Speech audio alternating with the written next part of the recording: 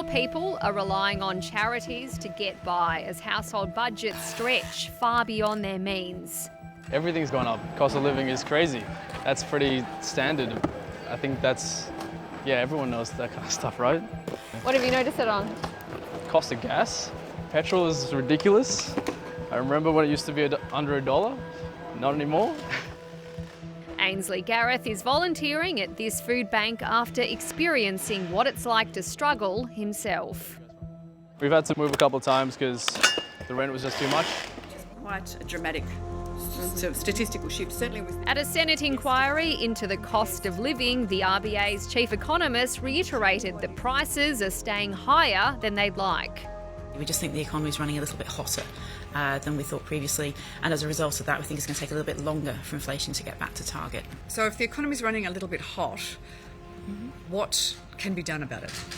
We have, very broadly speaking, one lever. It is a very blunt one, it's interest rates. The bank's economists are tracking underlying inflation to make their decisions. Because we know that headline inflation is going to be impacted by the government's energy rebates and other cost of living measures that were announced in federal and state budgets earlier this year. This means the Reserve Bank had to get the cash rate up. Other economists who fronted the inquiry went further. Ideally, I think we should be cutting interest rates now. The Reserve Bank would probably be a lot closer to that if they didn't revise up their growth forecast. Why did they revise up their growth forecast? Partly because they got stronger public spending numbers in there. This cost of living crisis will only be solved in an enduring manner if we can return inflation to the RBA's target. And in my view, that will only happen if we get our macroeconomic policy settings right. Forcing the government to hit back. But I think it's hard to sustain an argument that the economy is running too hot or that people have too much spare cash, given all of the data and all of the feedback that we get, which shows that's not the case. The RBA's chief economist says lots of households still have savings. For some people, higher interest rates are actually a good thing. They give them more income. Maybe they don't have. They might have. Not the people knocking on our doors. Absolutely not. And but from our perspective, we're setting policy for the aggregate, and that's what's really, really challenging because we know about the group that are struggling. Charities like this are helping people from all walks of life. People who can't afford rising rents, people sleeping on the streets, and increasingly people with higher mortgages.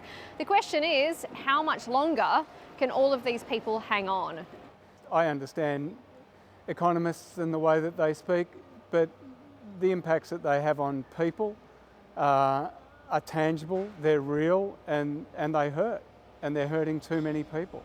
To be told you're just an aggregate doesn't help put food on the table. The Charities Victorian wing is facing such rising demand from people who are doing it tough that it's now holding an emergency fundraiser. It's heartbreaking, to talk to a young mum who's got one daughter on her shoulder and one in the pram, talking about the fact that, they hadn't eaten for 2 days. The real story here as politicians and bankers debate the data.